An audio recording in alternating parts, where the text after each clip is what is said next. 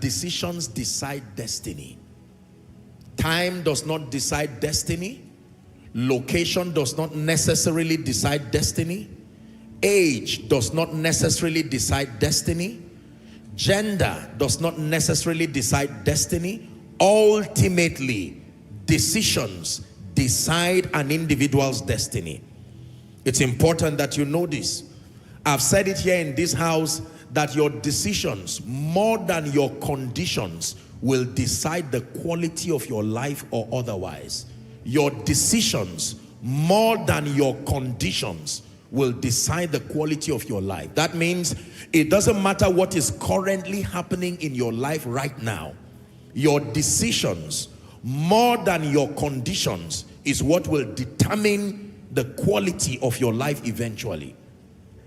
The Bible and history is full of people who had beautiful conditions, but poor decisions turned those conditions to reflect the consequences of their decisions. An example is the prodigal son. The prodigal son had plenty.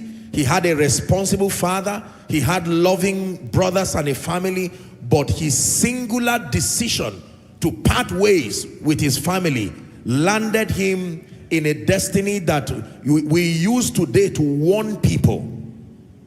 Are we together? Lot was one who, connected to Abraham, had the opportunity to live a life of meaning and purpose. And he decided to separate from Abraham, and he found himself in Sodom. Decisions, more than your conditions, decide the quality of your life. Is someone learning? I have also taught you here that every decision is connected to consequences. A consequence is a corresponding outcome.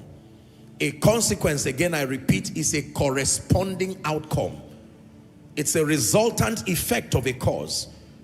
So every time we make choices and decisions, please listen carefully. We do not choose consequences. There are consequences already connected by default to every decision. Poverty is a consequence. Failure is a consequence. Even death, in many regards, can be a consequence. There are certain sicknesses that are consequences beyond just medical conditions. A life of pain and depression and defeat is a consequence. Our world is full of people angry at consequences, not knowing that we are not given the power to choose consequences. Please listen. We are not given the power to choose consequences.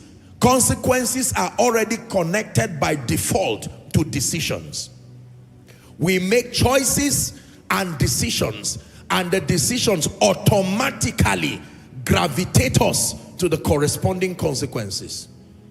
So you can find two people, one living an excellent life in the spirit, an excellent life as a man of God, an excellent life in destiny, and then on the other hand you will find an individual living a defeated life. What's the difference? It is not the will of God. What is the difference? It's not the presence of Satan. What is the difference? It's not even the territory where they are domiciled in. Ultimately, their decisions, there were consequences connected to those decisions. To one, he made a superior decision and benefited from a positive consequence. To another, he made a poor decision, and the decision delivered without fail the consequences. Every one of us right now is living in the reality of consequences. Are we together? Everyone living in the reality of consequences. What you just watched a few minutes ago is a decision that was made. Now there are consequences that follow this decision that was just made. Consequences of health, life, advancement. Decisions are so powerful that God himself reminds people that I set before you life and death. 30 and verse 19 of Deuteronomy. I set before you blessing and cursing. I set before you life and death. Something so powerful that it can choose life or it can choose death for you. Something so powerful that it can bring you to a realm of blessing or a realm of cursing. He says, therefore, this is my counsel. Choose life.